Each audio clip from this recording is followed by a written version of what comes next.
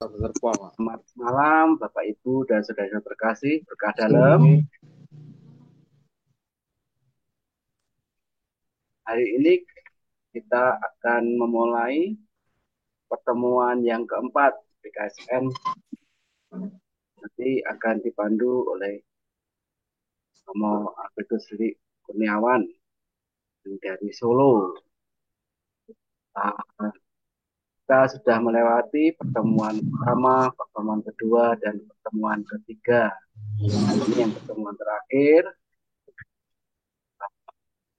Kita awali saja dengan doa. Nanti Ibu Martina yang akan memimpin doa. Monggo, Bu Martina bisa dimulai dengan doa. Jadi dilanjutkan Oke, langsung Pak. dengan Romo Lili untuk Ya, siap. memandu dari awal sampai akhir. Terima kasih. Monggo, Bu O- Martina. Oke, siap. Selamat malam, Bapak Ibu semuanya. Selamat Selamat malam, malam. Romo. Ya, sebelum mulai persiapan BKSN untuk pertemuan yang keempat, mari kita bersama-sama berdoa terlebih dahulu. Demi nama Bapa dan Putra dan Roh Kudus. Amin.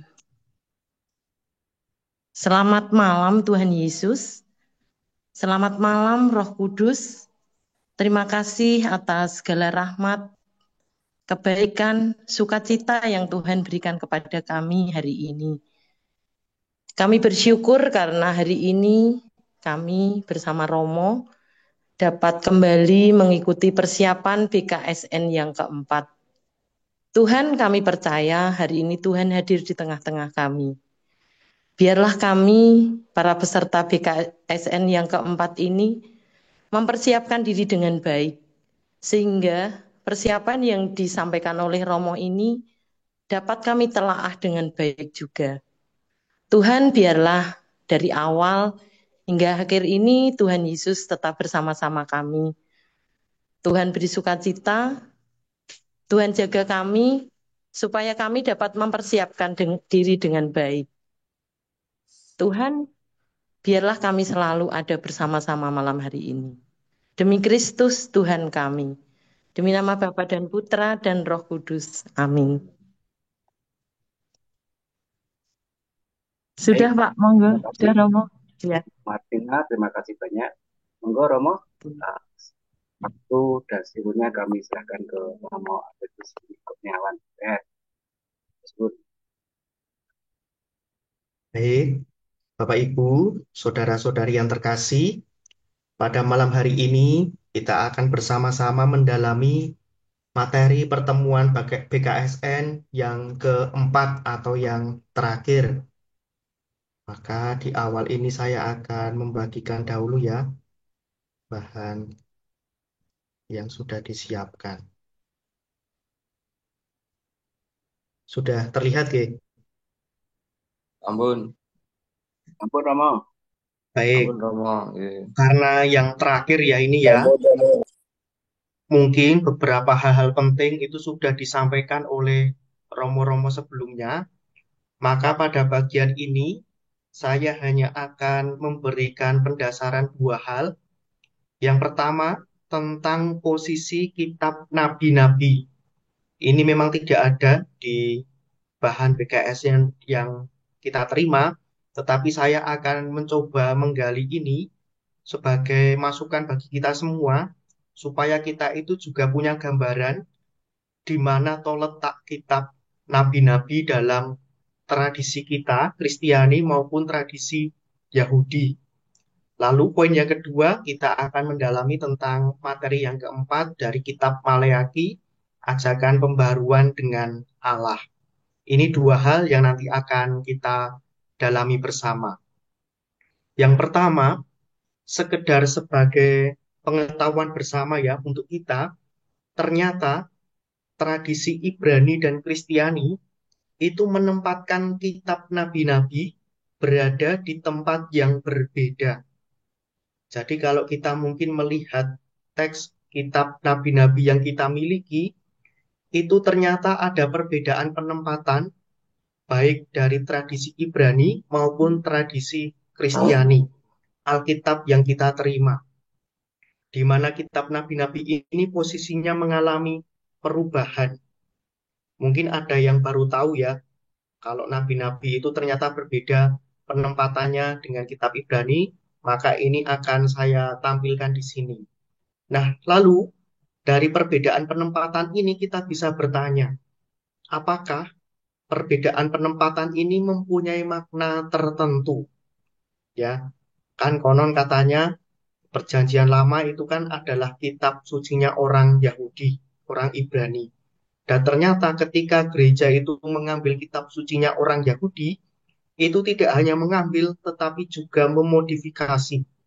Artinya, kitab nabi-nabi itu tidak ditempatkan sesuai dengan yang diambil dari tradisi Yahudi, Ibrani, tetapi oleh gereja juga dimodifikasi. Nah, kita bisa melihat ya, yang sisi sebelah kiri itu kitab sucinya orang Ibrani. Sedangkan yang di sisi kanan itu kitab sucinya kita, perjanjian lamanya kita. Ya, kita melihat, mengamati kitab nabi-nabi itu ternyata bergeser. Di tradisi Ibrani, Yahudi, kitab nabi-nabi, the prophets ini masuk dalam kelompok kedua. Ada Yosua sampai dengan Maleaki. Sementara dalam kitab suci kita, nabi-nabi ini ada di bagian-bagian akhir. Yesaya, Yeremia ini nabi-nabi besar karena memang tulisannya banyak, panjang. Sedangkan ada juga nabi-nabi kecil dari Hosea sampai dengan Maleaki. Lihat bahwa ternyata kitab nabi-nabi itu mengalami pergeseran. Oleh gereja, itu ternyata tidak mengikuti kitab sucinya orang Yahudi, tetapi justru ditempatkan di bagian akhir. Berbeda dengan kitab sucinya orang Yahudi, di mana nabi-nabi itu berada di kategori kelompok kedua. Sedangkan di tempat kita, nabi-nabi itu justru ada di urutan yang terakhir. Ada Taurat di awal sama, lalu di tempat kita ada kitab sejarah, ya sejarah terbentuknya Israel, lalu ada sastra hikmat, puisi, Ayub dan seterusnya, baru kemudian nabi-nabi. Sedangkan kalau kita melihat kitab sucinya orang Yahudi itu lain. Taurat itu yang pertama, lalu nabi-nabi yang kedua, baru yang kemudian ketubim atau istilahnya tulisan-tulisan. Ini kepalanya jendol. Kalau kita melihat ini ya, Alkitabnya Ibrani itu memang ada 3 bagian besar. Yang pertama namanya kitab Taurat. 5 kitab pertama ya, Kejadian, Keluaran, Imamat, Bilangan, Ulangan. Ini namanya kitab Taurat. Lalu kemudian bagian yang kedua baru nabi-nabi. Dan yang ketiga yang terakhir adalah ketubim atau tulisan-tulisan. Mazmur, Ayub, Amsal, Rut sampai dengan Hitung Agung. Ini masuk dalam kategori yang ketiga. Nabi-nabi ada di bagian yang kedua. Ya, ini perlu diingat, diperhatikan. Sedangkan di tempat kita, nabi-nabi itu justru ada di bagian yang terakhir. Nah, apakah perjanjian baru itu juga menyebut adanya pembagian ini? Ternyata teks-teks kitab suci perjanjian baru juga menyebutkan adanya pembagian semacam ini. Dalam Injil Lukas kita menemukan, lalu ia, Yesus, menjelaskan kepada mereka apa yang tertulis tentang dia dalam seluruh kitab suci, mulai dari kitab-kitab Musa, yaitu Taurat, dan segala kitab nabi-nabi. Lalu di teks lain juga ditemukan kitab Taurat Musa, dan kitab nabi-nabi, dan kitab Mazmur. Demikian halnya kalau kita membaca kitab Sirak ya, Yesus bin Sirak, banyak dan sungguh besar apa yang disampaikan kepada kita oleh kitab Taurat, para nabi, dan kitab-kitab yang kemudian dari itu. Ini di alinea pertama. Alinea kedua mengatakan, maka dari itu, setelah sungguh-sungguh bertekun membaca kitab Taurat, para nabi, dan kitab-kitab nenek moyang kita yang lain. Alinea ketiga mengatakan lain, dan tidak hanya karangan ini saja, tetapi juga Taurat sendiri, para nabi, dan kitab-kitab lain itu. Lihat di sini bagaimana kitab nabi-nabi itu selalu ada dalam posisi yang kedua. Ada dalam kelompok yang kedua. Kelompok pertama yang selalu disebut adalah kitab Taurat. kitab Musa, hukum Musa.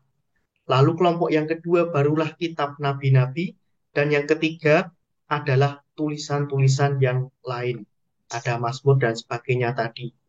Kalau kita mengacu dari tradisinya Ibrani, sekali lagi, kitab nabi-nabi selalu ada di kelompok kedua setelah Taurat. Berbeda dari Alkitab yang kita miliki, di mana gereja itu mengambil Alkitabnya orang Yahudi, lalu kemudian menempatkan kitab nabi-nabi tidak di kelompok kedua, tetapi kelompok yang terakhir. Nah, ini menjadi gambaran kita ya sebelum nantinya mempelajari Nabi Maleaki. Mengapa demikian?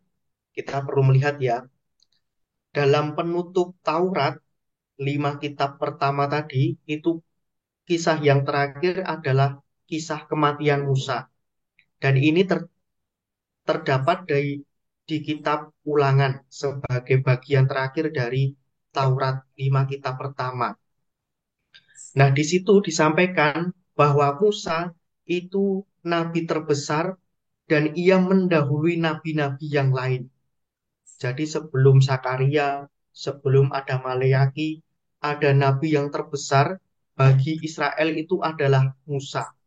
Mengapa demikian? Dikatakan bahwa Musa yang dikenal Tuhan dengan berhadapan muka, tidak ada lagi nabi yang bangkit di antara orang Israel dalam hal segala tanda dan mujizat yang dilakukannya atas perintah Tuhan di tanah Mesir terhadap Firaun dan terhadap semua pegawainya dan seluruh negerinya, dan dalam hal segala perbuatan kekuasaan dan segala kedahsyatan yang besar yang dilakukan Musa di depan seluruh orang Israel. Musa ini mempunyai keunggulan selain dia menjadi nabi yang terbesar ya.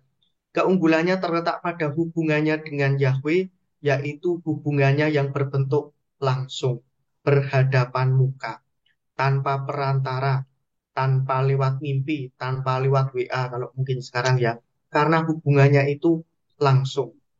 Nah, konsekuensinya, pewahyuan yang diberikan kepada Musa, yaitu hukum Taurat, mendapatkan tempat yang utama dan tanpa saingan. Artinya mendapatkan sebuah prioritas. Karena Musa ini mempunyai keunggulan tadi ya, punya hubungan dengan Yahweh yang langsung. Sehingga segala pewahyuan yang diberikan Yahweh Allah kepada Musa itu mendapatkan tempat yang utama tanpa saingan, mendapatkan prioritas. Lalu kalau kita mengacu nabi pertama ya, bukan nabi pertama ya, kitab nabi pertama dari tradisi Ibrani, Yosua 1 ya. Sesudah Musa hamba Tuhan mati, berfirmanlah Tuhan kepada Yosua bin Nun, abdi Musa itu demikian. Hambaku Musa telah mati, sebab itu bersiaplah sekarang, seberangilah sungai Yordan ini, engkau dan seluruh bangsa ini menuju negeri yang akan kuberikan kepada mereka, kepada orang Israel itu. Setiap tempat yang akan diinjak oleh telapak kakimu, kuberikan kepada kamu, seperti yang telah kujanjikan kepada Musa. Dari padang gurun dan gunung Libanon yang sebelah sana itu, sampai ke sungai besar yakni sungai Efrat, seluruh tanah orang Het sampai ke laut besar di sebelah matahari terbenam, semuanya akan menjadi daerahmu. Seorang pun tidak akan dapat bertahan menghadapi engkau seumur hidupmu. Seperti aku menyertai Musa, demikianlah aku akan menyertai engkau. Engkau ya ini Yosua ya. Aku tidak akan membiarkan engkau dan tidak akan meninggalkan engkau. Kuatkan dan teguhkanlah hatimu, sebab engkaulah yang akan memimpin bangsa ini memiliki negeri yang kujanjikan dengan bersumpah kepada nenek moyang mereka untuk diberikan kepada mereka. Hanya kuatkan dan teguhkanlah hatimu dengan sungguh-sungguh. Bertindaklah hati-hati sesuai dengan seluruh hukum yang telah diperintahkan kepadamu oleh hukum Musa. Janganlah menyimpang ke kanan atau ke kiri, supaya engkau beruntung kemanapun engkau pergi. Janganlah engkau lupa memperkatakan kitab Taurat ini, tetapi renungkanlah itu siang dan malam, supaya engkau bertindak hati-hati sesuai dengan segala yang tertulis di dalamnya, sebab dengan demikian perjalananmu akan berhasil dan engkau akan beruntung. Ini teksnya agak panjang ya, namun ini penting.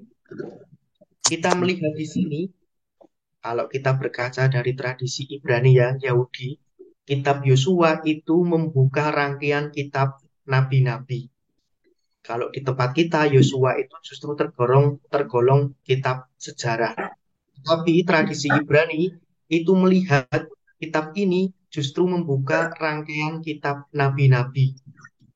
Dan di situ tampak teks tadi ya, Yosua itu bertugas memimpin Israel memasuki tanah terjanji. Karena tadi kan diceritakan di terakhir kitab Ulangan, Musa mati. Lalu ketika Musa mati, baru diganti oleh Yosua. Yosua inilah yang kemudian bertugas memimpin Israel memasuki tanah terjanji. Dan di teks tadi diungkapkan bagaimana hubungan Yosua dengan Musa.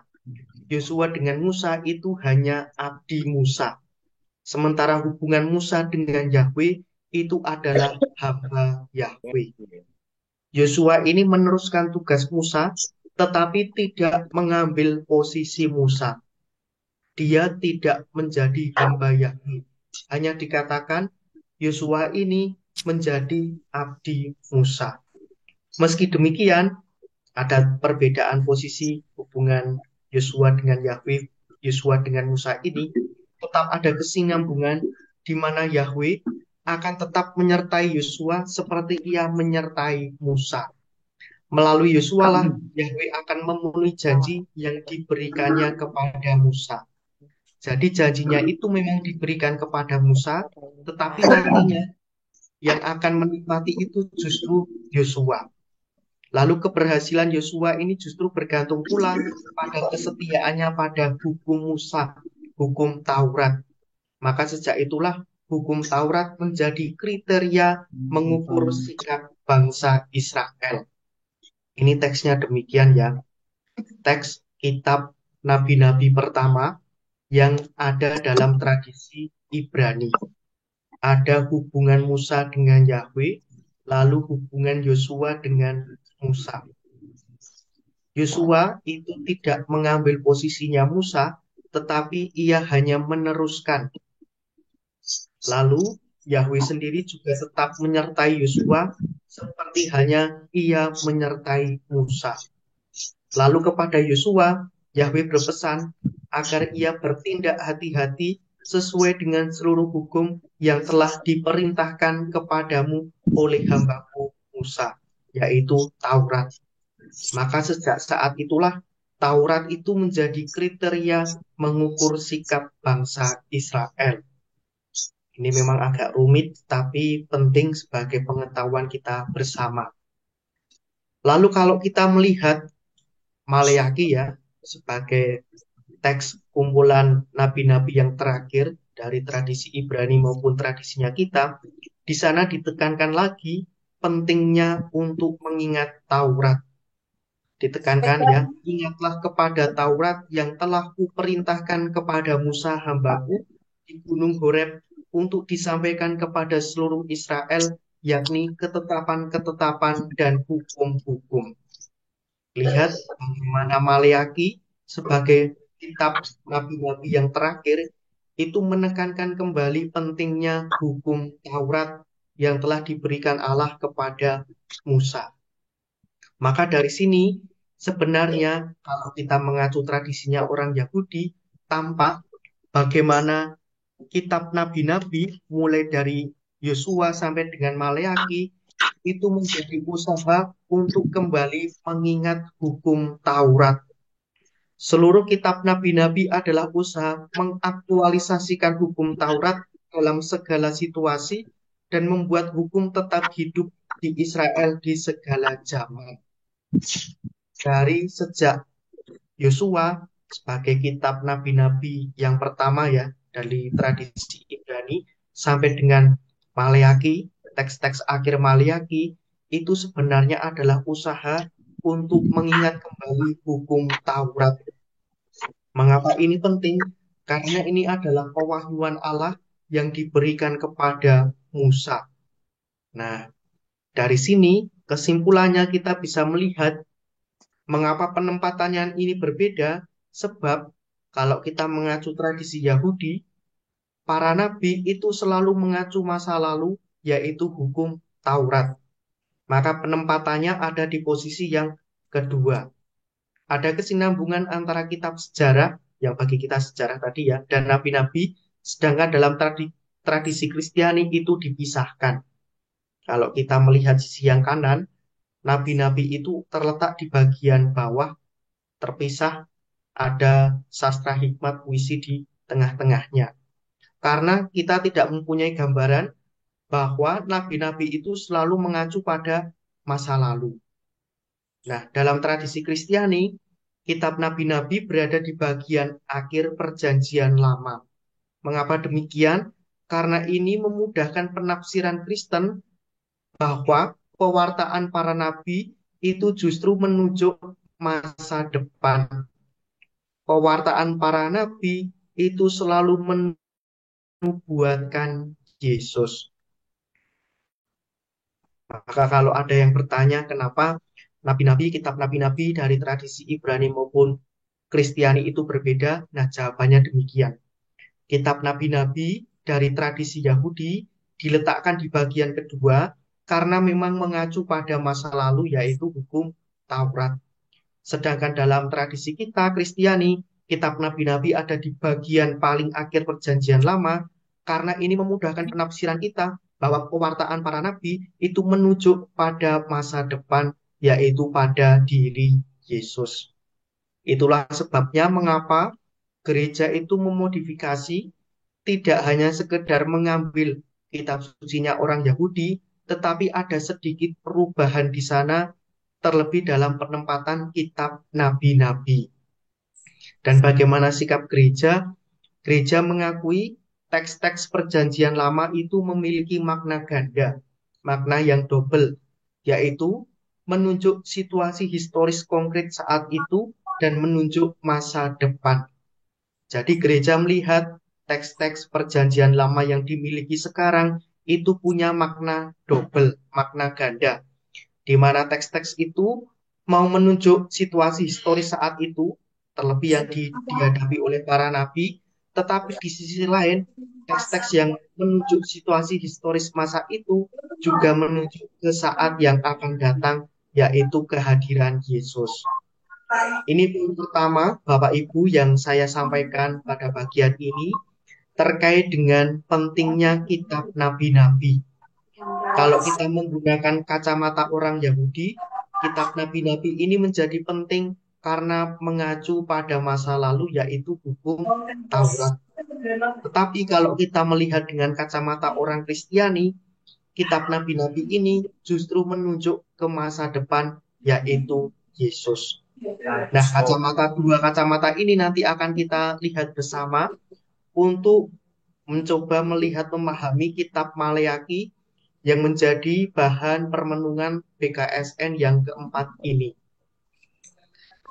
Pada pertemuan BKSN yang keempat ini mempunyai tujuan utama, yaitu Allah menghendaki manusia memperbarui relasi dengannya dengan bertobat dan hidup sesuai kehendaknya supaya selamat. Ini tujuannya demikian, ada di buku BKSN yang Anda terima. Nah, dengan kata lain, bertobat dan hidup sesuai kehendak Allah itu membuat relasi kita dengan Allah diperbaharui dan akhirnya mendapatkan keselamatan. Ya, tujuan BKSN yang keempat ini, kalau kita sederhanakan demikian, orang yang mau bertobat, orang yang mau hidup sesuai kehendak Allah, maka relasinya dengan Allah itu akan diperbarui dan ia akan mendapatkan yang namanya keselamatan. Siapakah Maleaki? Minggu lalu sudah disampaikan ya. Maleaki itu adalah nabi yang menuliskan pertama kali Tuhan membenci perceraian. Maka kita bisa melihat dari sini ya, pada waktu itu berarti Nabi Maleaki ini menghadapi jemaat umat yang banyak terjadi perceraian saat itu. Situasi konteks historis saat itu. Lalu dilihat ke depan di mana Yesus pun juga membenci, tidak menginginkan terjadinya perceraian. Teks yang dipilih demikian ya, di teks PKSN Kata-katamu sangat kasar terhadap aku, firman Tuhan. Tetapi kamu berkata, kata-kata kami yang mana melawanmu? Kamu berkata, sia-sialah beribadah kepada Allah. Apakah untungnya kita memelihara ketetapannya dan berjalan dengan pakaian kabung di hadapan Tuhan semesta alam? Sekarang kita menyebut orang sombong berbahagia, orang yang berbuat fasik itu bukan saja beruntung, tetapi juga luput meskipun mereka mencobai Allah. Selanjutnya, orang-orang yang takut akan Tuhan lalu berbicara satu kepada yang lain. Tuhan memperhatikan dan mendengarnya. Sebuah kitab peringatan yang ditulis di hadapannya bagi orang-orang yang takut akan Tuhan dan bagi yang menghormatinya. Mereka akan menjadi milik kesayanganku pada hari aku bertindak. Firman Tuhan semesta alam. Aku akan mengasihani mereka sama seperti seorang menyayangi anaknya yang melayani dia. Maka kamu akan kembali melihat perbedaan antara orang benar dan orang fasik, antara orang yang beribadah kepada Allah dan orang yang tidak beribadah kepadanya.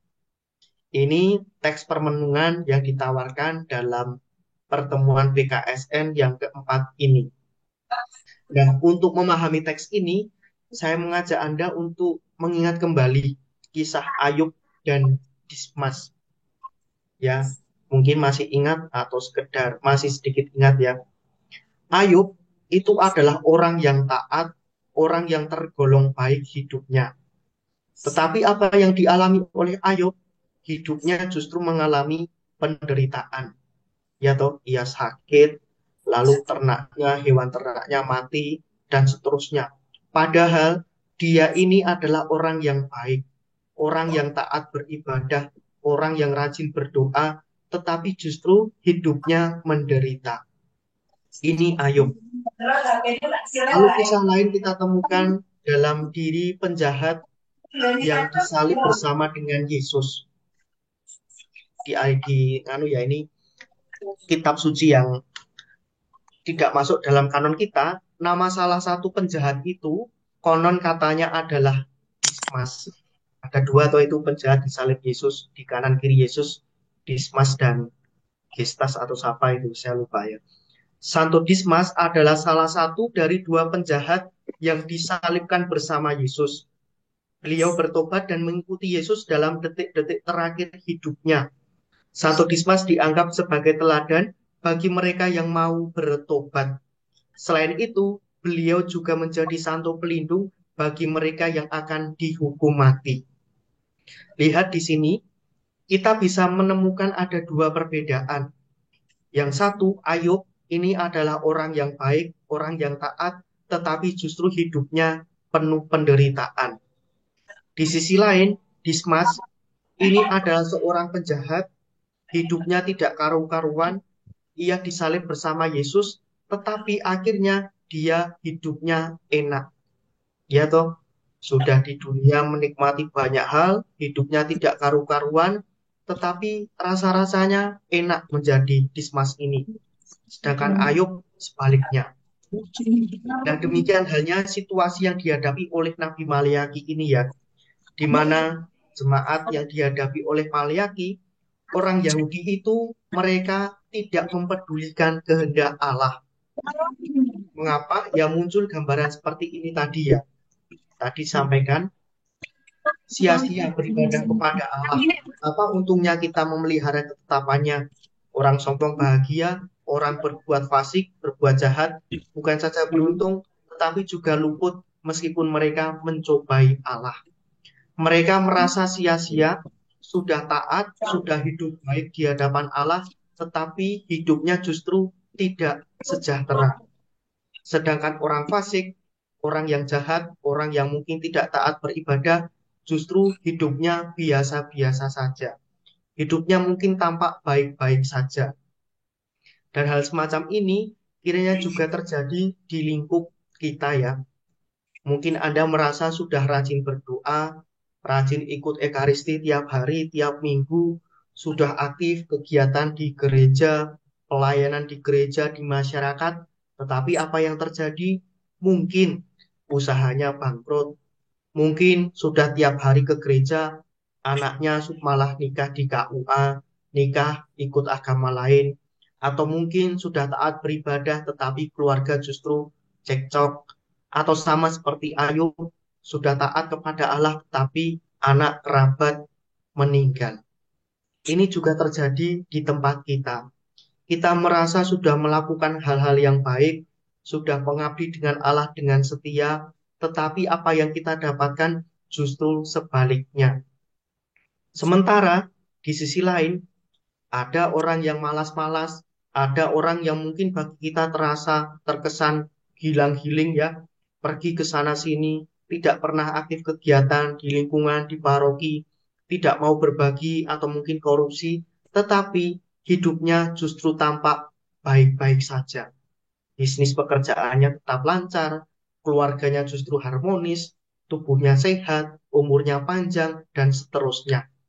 Sedangkan orang yang mungkin sudah berusaha melakukan hal yang baik malah mati muda, malah tubuhnya sakit-sakitan. Lalu di sisi lain, orang yang sesuka hati tetap hidupnya tampak baik-baik saja. Situasi macam ini juga terjadi di tengah kita.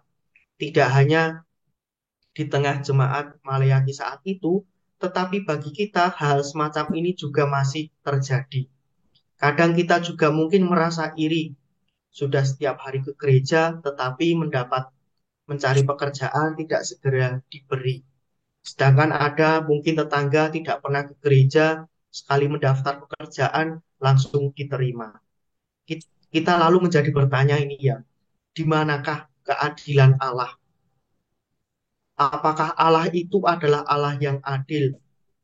Ya, kalau kita melihat berita-berita akhir ini ya, banyak orang, lebih-lebih demo beberapa waktu yang lalu, itu juga mempertanyakan tentang keadilan. DPR hidup mewah, rakyat sengsara. DPR mendapat tunjangan yang fantastis, rakyat justru sengsara. Ya, banyak orang mempertanyakan tentang keadilan.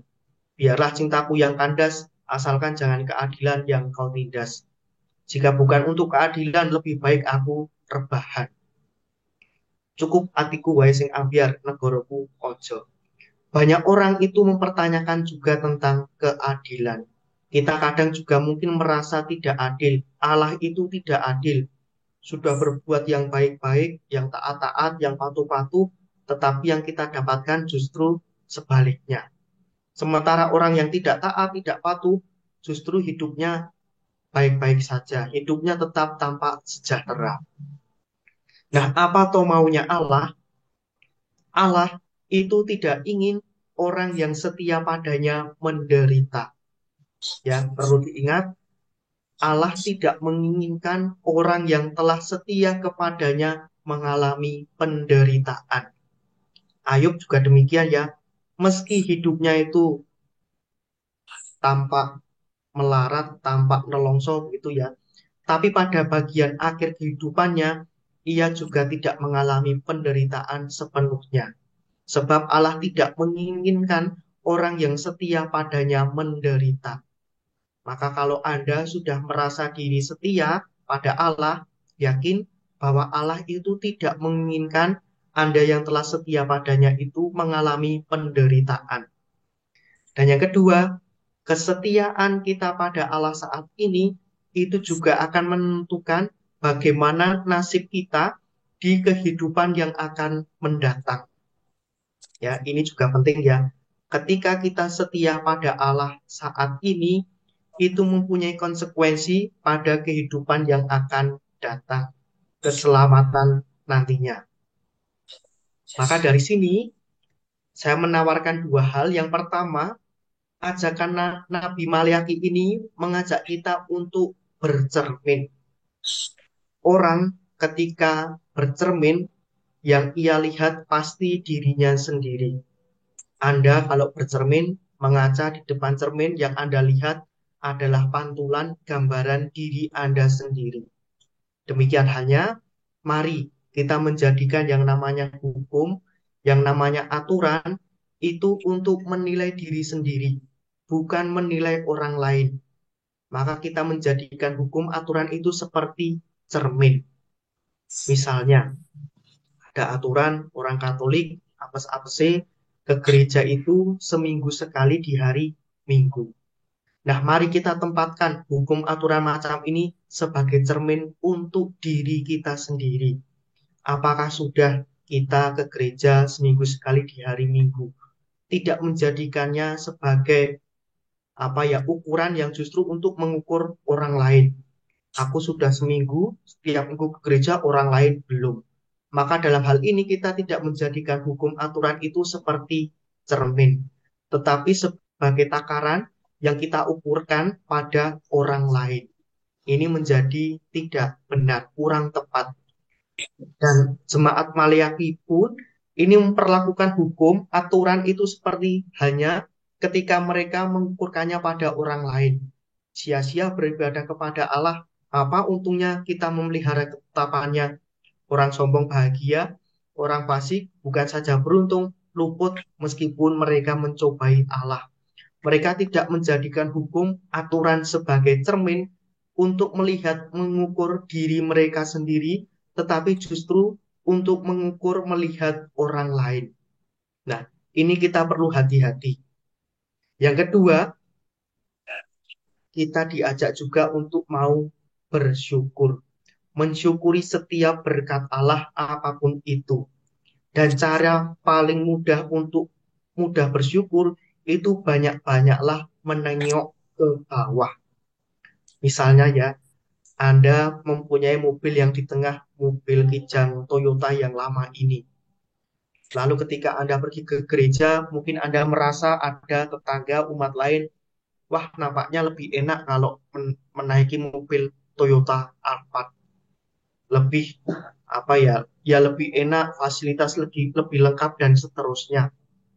Tetapi ketika Anda melihat ke bawah bahwa ada orang yang ke gereja pun naik becak, jalan kaki, hujan kehujanan, panas kepanasan, Anda akan mudah bersyukur. Anda menjadi sulit bersyukur ketika yang Anda lihat itu sesuatu yang lebih tinggi daripada Anda. Anda akan mudah bersyukur justru ketika Anda dapat menengok ke bawah. Ada orang lain yang justru lebih menderita daripada diri Anda.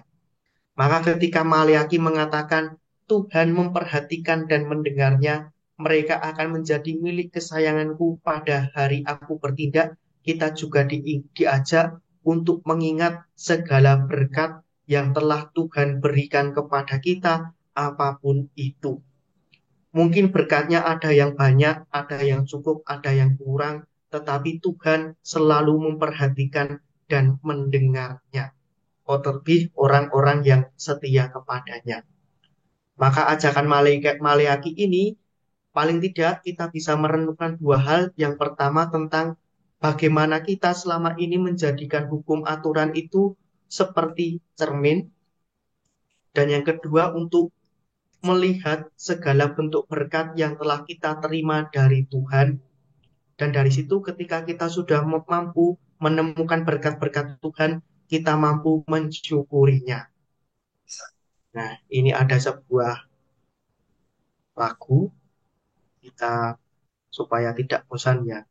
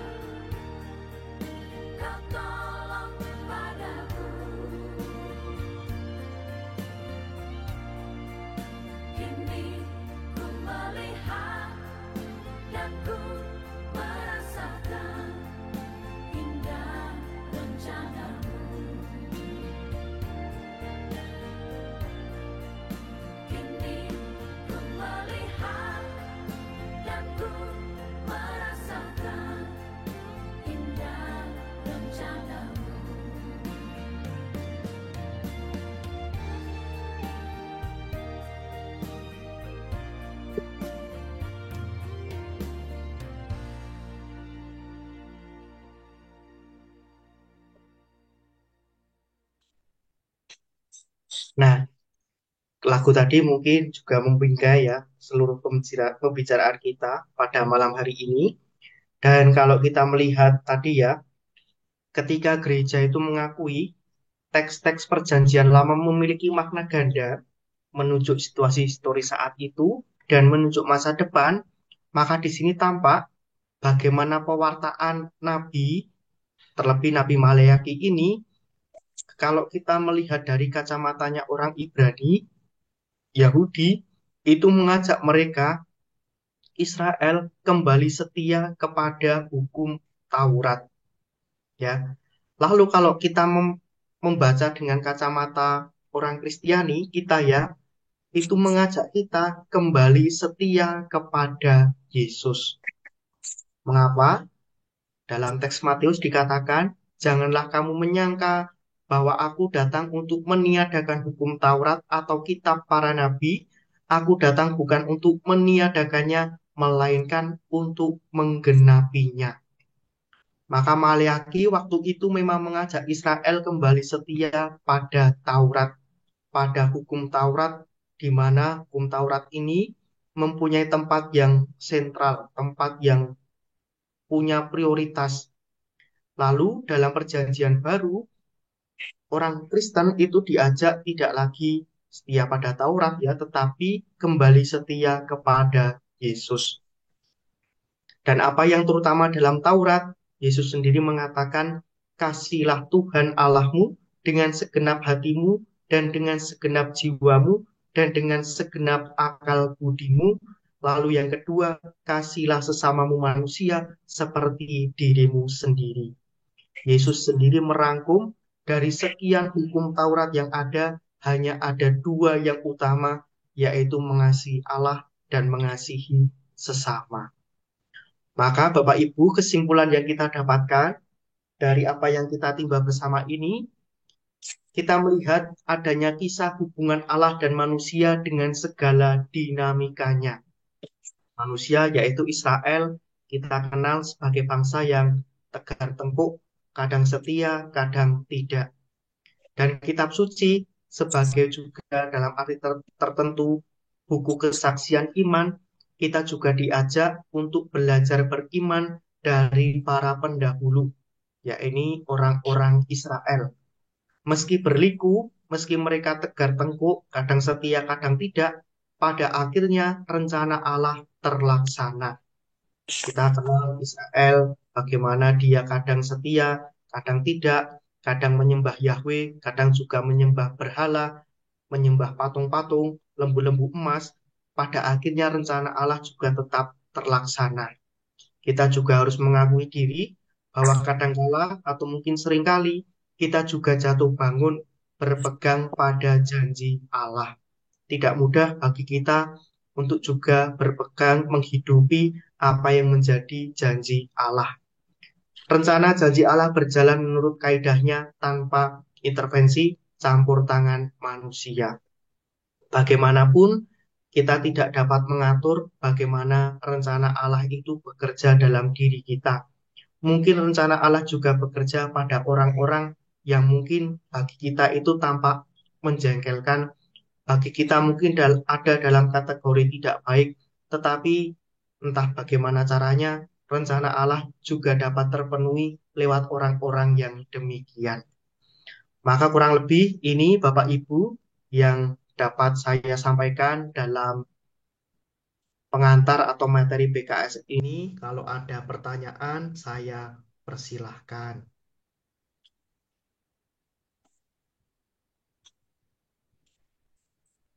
Terima kasih Romo.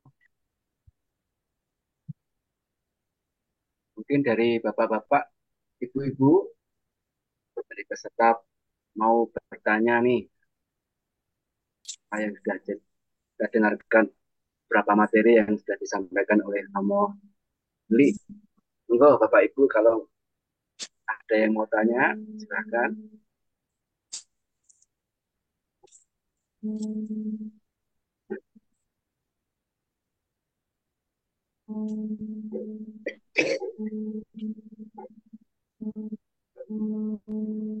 Monggo Bapak, mungkin ada yang mau ditanyakan?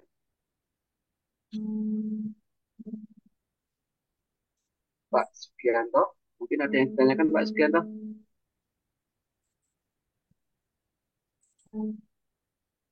Pak Ignatius, Itu Bapak Ignatius, iya. Pak Ignatius Sugianto mungkin ada yang mau ditanyakan. maaf saya baru bergabung karena tadi ada dokumen yang datang untuk pelajaran. Oh iya, iya. Ya, ya Monggo. sementara itu ya. Nanti ngikuti yang lain saja mungkin ya. Terima kasih. Siap, Pak Ignatius.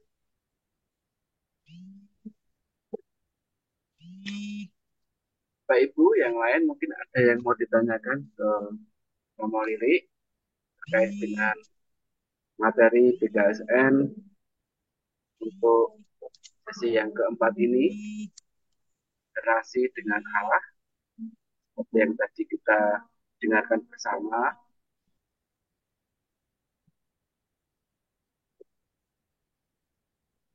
Kalau melihat dari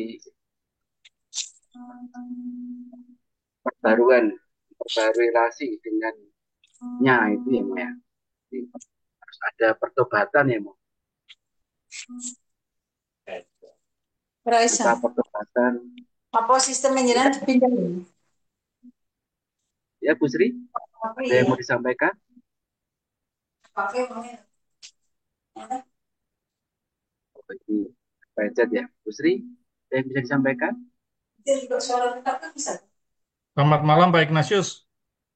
Oh ya, Saya Gerdi Pak dari Sambiroto. Mohon izin bertanya. oh ya, siap. Pak Gerdi, silakan. Selamat malam Bapak Ibu, terutama Romo Lilik. Pertanyaan saya sebetulnya ketika kita bicara relasi dengan Allah, itu sebetulnya apa yang sedang kita bicarakan? Kalau misalnya pembaruan relasi dengan Allah. Sebetulnya relasi itu dalam makna, dalam prakteknya itu seperti apa ya Romo? Relasi dengan Allah itu dimaknai. Terima kasih Romo. Baik, Ya, menjawab Mo. pertanyaan Bapak Gerdi, G. Relasi, kalau berbicara tentang relasi itu apa yang kita bicarakan? Kalau bagi saya pribadi, relasi itu berarti hubungan, ya. Kalau orang mengatakan manusia adalah makhluk sosial, maka ia pasti berhubungan dengan punya komunikasi, relasi, hubungan dengan sesamanya. Nah, kalau kita berbicara relasi dengan Allah, maka dalam PKSN ini kita juga diajak, lebih-lebih PKSN yang keempat ini ya, untuk melihat bagaimana hubungan kita masing-masing itu berkomunikasi, berhubungan, berelasi dengan Allah. Allah menjadi manusia dalam diri Yesus.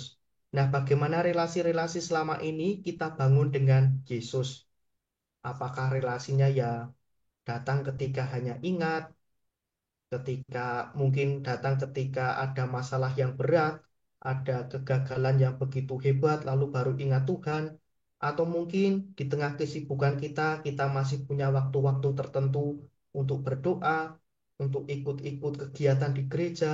Nah, itu menjadi bagian bagaimana kita mengupayakan hubungan relasi dengan Allah. Maka sifatnya itu dengan yang ilahi, sifat yang spiritual.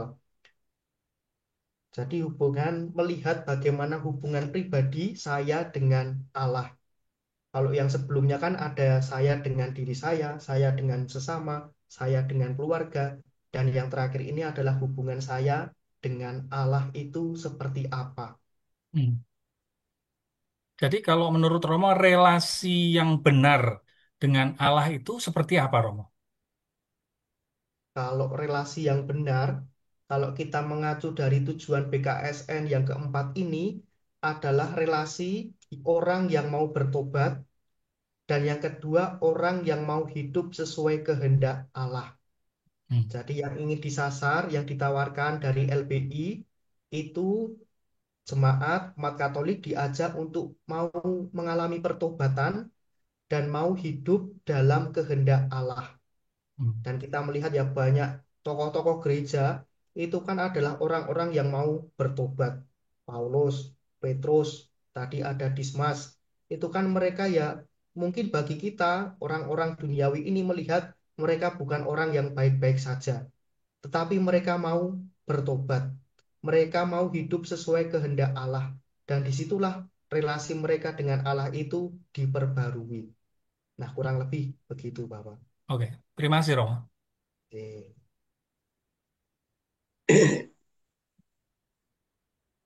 Baik, terima kasih Pak Hmm. Genadus tadi. Walaupun tidak gampang ya, Mo, untuk bertobat. Kadang-kadang kita setelah bertobat kambuh lagi. Gitu. Tapi intinya mau ada kehendak ya, Mo. Dan mau dan ini yang menjadi sebuah keinginan di Allah itu manusia mau melakukan kehendak dari Allah itu sendiri dan Betul. bertobat gitu ya. Memang tantangannya ya pasti akan balik lagi. Yaitu memang jatuh bangun kita Ya, manusia. Tidak hanya bangsa Israel ya yang jatuh bangun, kita pun juga demikian. Kadang sudah bertobat lalu berdosa lagi, bertobat lagi, berdosa lagi.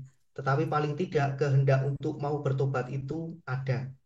Mengapa? Karena orang yang mau bertobat itu praktis orang ini tahu apa yang tidak beres dalam dirinya. Maka ketika sudah tahu, lalu baru ada kehendak untuk memperbaiki diri. Kalau dia tidak tahu bahwa apa yang dia lakukan itu keliru, itu tidak berkenan di hadapan Allah, maka juga bagi saya tidak ada unsur pertobatan di sana. Maka orang harus tahu dulu, oh kalau ini benar, kalau ini tidak benar, baru kemudian membangun semangat pertobatan, kendati itu tidak mudah. iya mau. Nah ini terkait dengan pertobatan ini. Pasti kan akan ada yang namanya dosa. Ini dosa, ya kan kita tahu dosa berat, dosa ringan, dosa yang paling berat yang mungkin yang selama ini mungkin bagi kita itu tidak tahu nih, Mas. Seperti apa sih dosa berat yang sangat mungkin bagi Tuhan ini tidak bisa dimaafkan atau gimana?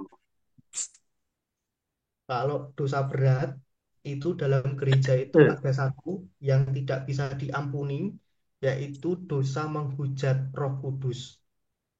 Ini bentuknya apa? Saya pribadi juga belum tahu ya. Saya 2 tahun menjadi imam, ini juga belum pernah menjumpai ada umat yang mengaku dosa, tetapi dosanya saya menghujat Roh Kudus, Romo. Nah, itu belum ada, belum pernah saya jumpai, paling tidak di paroki di tempat saya melayani ya.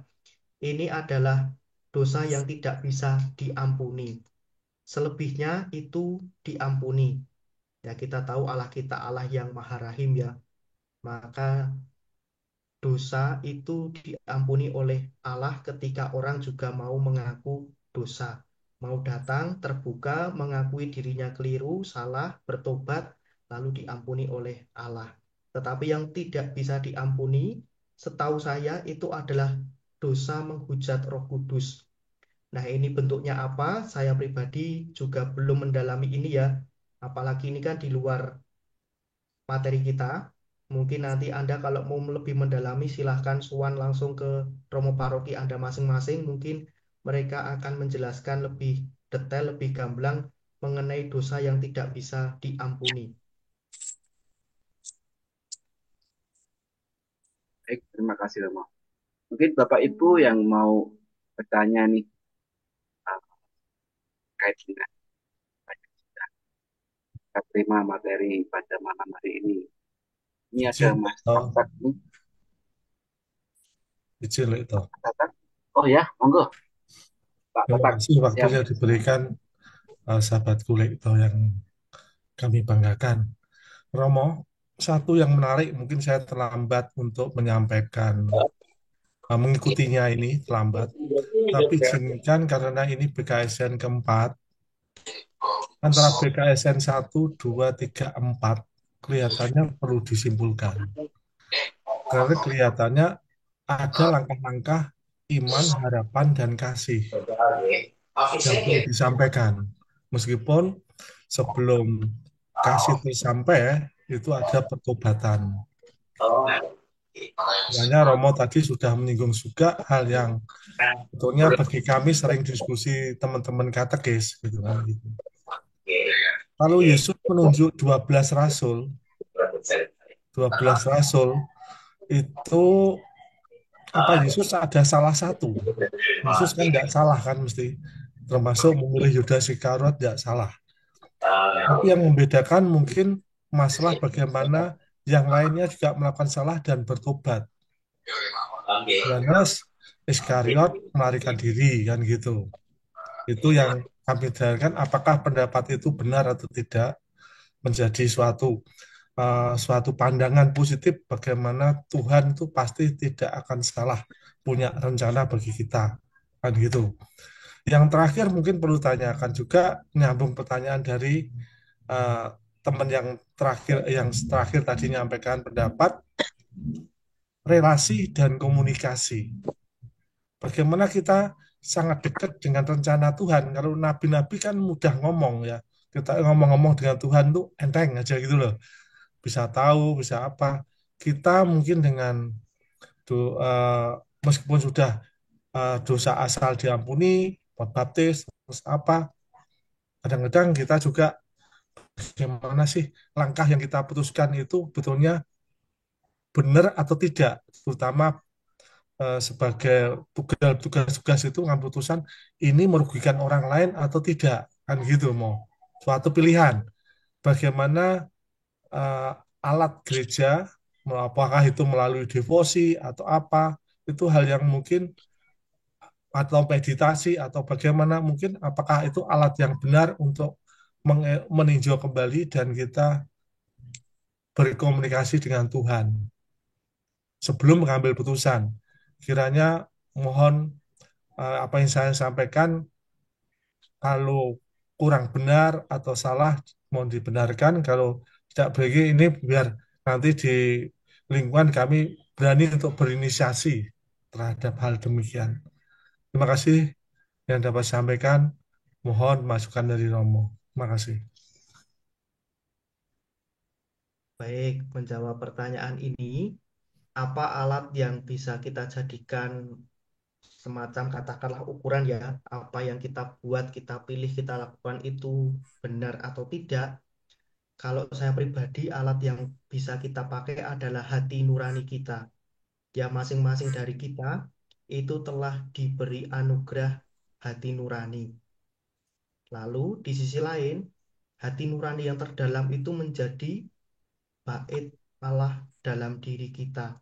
Allah yang ada dalam diri kita masing-masing. Maka ketika suara hati Anda itu juga mulai Anda ikut sertakan dalam setiap pilihan-pilihan tindakan, keputusan yang Anda buat, ini menjadi, katakanlah, koridor apa yang Anda buat itu benar atau tidak. Andai kata yang Anda buat itu tidak benar, pasti hati kecil Anda itu juga akan mengatakan sesuatu mengarahkan ke arah yang lebih baik tentunya.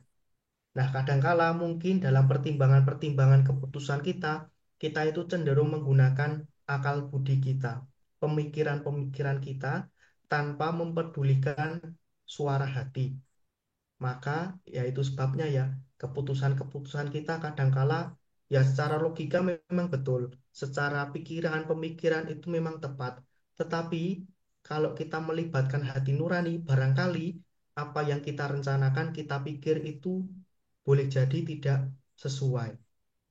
Maka alatnya yang dapat kita jadikan sebagai tolak ukur ya untuk melihat mempertimbangkan sesuatu, paling tidak kita bertanya pada diri, pada hati kecil kita masing-masing, di mana suara hati ini menjadi suara Allah sendiri yang ada yang berdiam dalam diri kita. Kurang lebih itu Pak yang dapat saya berikan. Melihat memainkan suara hati. Ya, terima kasih Mo. Sip.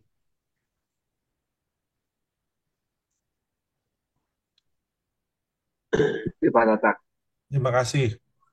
Ya, Hmm? monggo Ora aku Bapak Ibu masih langsung ada waktu nih untuk mau tanya jawab gitu.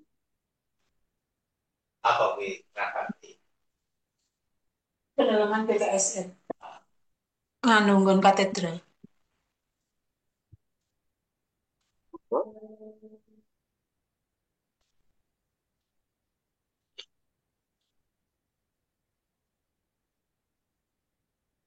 Mungkin saya mau tanya sedikit dong, Monggo. tentang dosa menghujat Roh Kudus. Itu ada dalam KGK nomor 1864. Apakah itu bisa menjadi pegangan ya, Rom? Kalau dari KGK saya pikir bisa Pak. Karena itu menjadi katekismus Gereja Katolik. Jadi kan ini dijelaskan dalam Markus 3 ayat 29 ya. Iya. Itu yang tidak bisa diampuni setahu saya itu dosa menghujat Ya, Roh. itu dosa yang sengaja tidak bersedia untuk menerima kerahiman Allah. Terima kasih, Rom. Baik, matur suwun Gian Pak, masukannya untuk saya.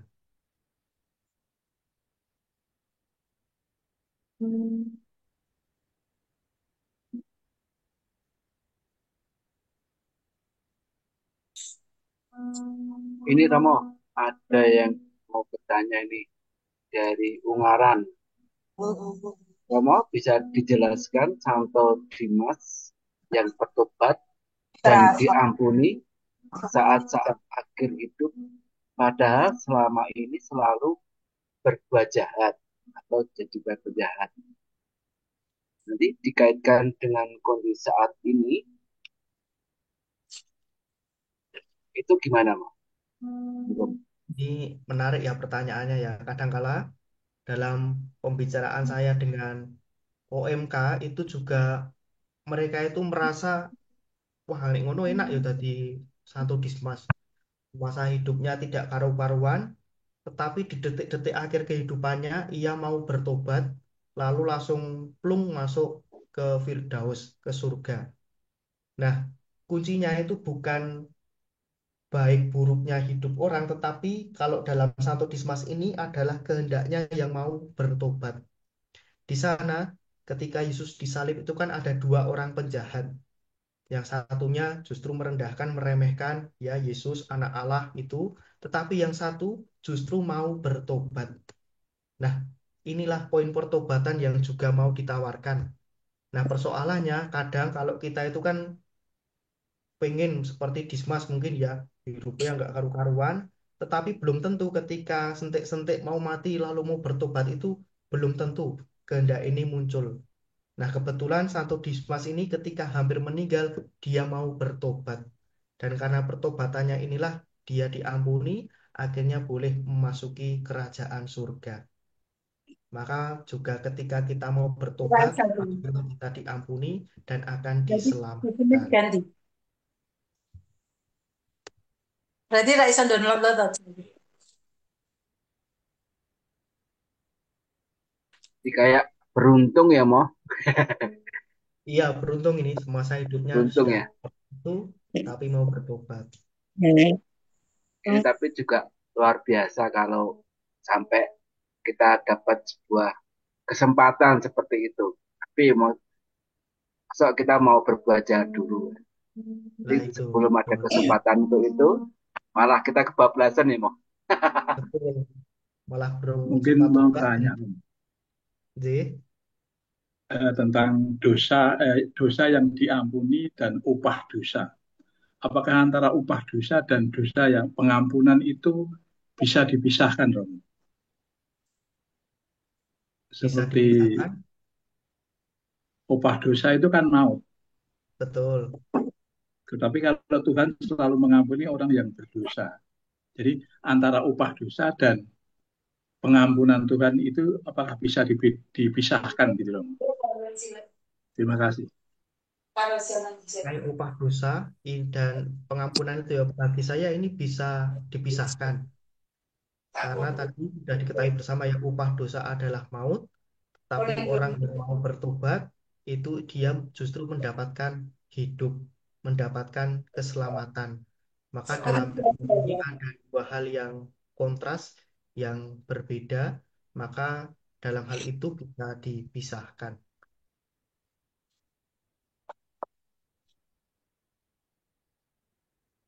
Terima kasih, Rom. Oke. Kasih Pak Rafael. Mungkin dari Bapak Ibu yang lain masih belum ada kesempatan ini, waktunya masih panjang, kita masih di 21 nanti kita akan akhiri. Kalau memang tidak ada ya nanti kita tutup. Tapi nanti untuk materi bisa di-share ya, Mo?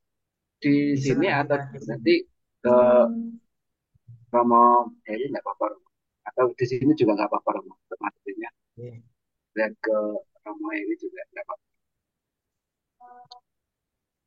Itu monggo bapak-bapak, ibu-ibu yang masih ingin eh, bertanya tentang materi pada malam hari ini, Bung masih bisa bertemu nih dengan Romo Lili nih. Kita tidak mudah untuk bisa tatap muka seperti ini ya Mo ya. Oke, betul. Nah, hanya waktu-waktu tertentu saja dan materi hari ini kita cukup luar biasa yang disampaikan oleh Romo Lili. Monggo Bapak Ibu yang mau bertanya nanti bisa segera akan dijawab. Kita masih ada waktu lumayan nih 45 menit lagi gitu. Kalau masih bisa untuk ditanyakan atau nanti kalau memang sudah cukup ya kita tutup saja.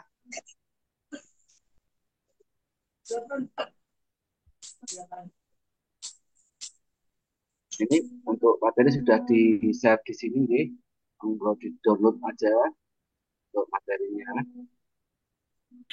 download untuk materi yang hari ini untuk pertemuan yang keempat relasi dengan Allah. Nanti cepat disampaikan Romo, bercermin. Kadang-kadang kita bercermin tuh melihat muka sendiri itu aneh gitu loh. Berapa? Semuanya berapa ini? Halo Romo. Boleh Oke, jadi Bapak, oke. Bercermin ya. Cermin itu menandakan untuk introspeksi sendiri ya Mo ya. Betul. Tapi Menjadikan hidup, kadang-kadang berapa? Bulannya yang berapa tambah? kadang-kadang kita tuh susah untuk introspeksi gitu Mo. Mungkin ada trik-trik khusus Mo mungkin bisa disampaikan agar kita ketika bercermin sendiri itu agar kita paham nggak melihat hanya uh, keburukan orang lain tapi kita lihat dari keburukan kita. Ada kiat-kiat khusus mungkin yang bisa kita dapatkan gitu. baik untuk ini ya, introspeksi tadi ya, ya ini menjadi kelemahan kita bersama ya. Kalau orang Jawa itu kan mengatakan urip kui sawang sinawang gitu ya, saling memandang, saling melihat. Kita merasa mungkin kehidupan orang lain lebih enak daripada diri kita. Dan hal semacam ini menjadi apa ya, sesuatu yang sensitif sebenarnya ya, apalagi dalam hal beragama. Ya, kita merasa sudah baik hidupnya, orang lain justru sebaliknya, tetapi hidupnya kok tampak baik-baik saja.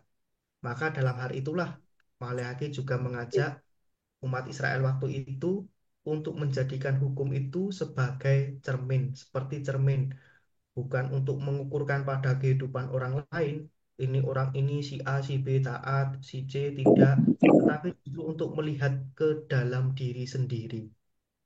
Maka ya disitulah kalau runtut orang yang mau bertobat itu kan juga orang yang mau mengoreksi dirinya, bukan orang yang mengoreksi hidup orang lain. Tapi yang sering terjadi ya sebaliknya, ketika ada orang lain tidak aktif di lingkungan, dirasani. Sekalinya datang ikut pertemuan, ditanya, tumben teko.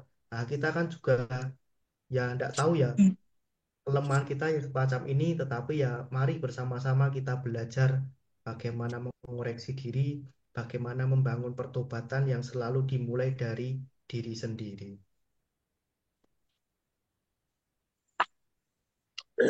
Iya, Mo. Romo, satu pertanyaan lagi boleh ya? Ya, boleh, boleh. Semoga Pak Gerard, Pak Gerdi. Saya Gerdi dari Sambiroto. Romo, saya barusan Ya, Pak Gerdi. membuka materi BKSN 4 yang Romo yang dikirimkan.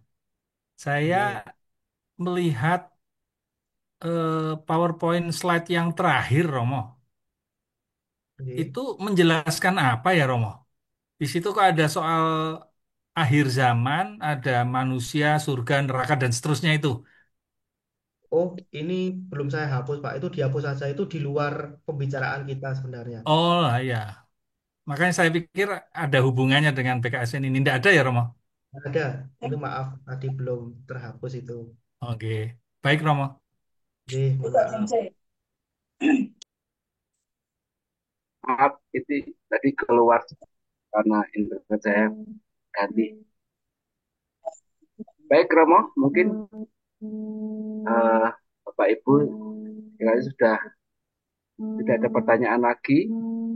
Kita tutup ya, Pak. Bapak Ibu. Ah, baik, kita tutup aja untuk PKSN hari ini. Saya mohon untuk bantuannya. Bapak Anton bisa untuk menutup Dua. doa Sudah. untuk bantuannya. Nanti mohon berkat dari Romo. Oke. Bisa monitor?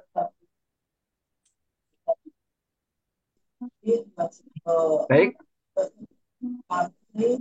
kalau gitu kita tutup saja untuk pertemuan pada malam hari ini. Terima kasih Romo. Mari kita tutup dengan doa. Bapak Ibu, kita hening sejenak, kita pusatkan hati dan pikiran kita untuk menghadap Tuhan. Dalam nama Bapa dan Putra dan Roh Kudus. Allah Bapa yang Maha Kasih. Puji dan syukur kami aturkan kepadamu atas berkat rahmat limpahkan pada malam hari ini. Engkau beri kami bekalan yang cukup dari Romo Albertus Lili Kurniawan yang saat ini kami telah mendapatkan materi temuan yang keempat di mana kami boleh untuk menikmati relasi dengan lewat pertobatan, lewat ucap syukur kami bisa kembali untuk mendapatkan relasi dengan apa yang sempurna ini kami tunjukkan kasih putramu Tuhan kami Yesus Kristus dan pengantar kami yang hidup dan berkuasa di sepanjang segala masa. Kemuliaan kepada Bapa dan Putra Kudus seperti pada permulaan sekarang selalu dan sepanjang segala masa. Mohon doa berkat Romo. Tuhan bersamamu dan bersama rohmu. Semoga kita semua aktivitas kita pada malam hari ini dan istirahat kita nanti senantiasa dibimbing, dilindungi, dan diberkati oleh Allah yang Maha Kuasa, Bapa dan Putra dan Roh Kudus. Amin. Terima kasih Romo. Terima kasih Romo. Terima kasih Romo. Bapak Ibu semuanya. Terima kasih. Materinya. Terima kasih Baik. Romo. Terima kasih baik. Salam sejahtera.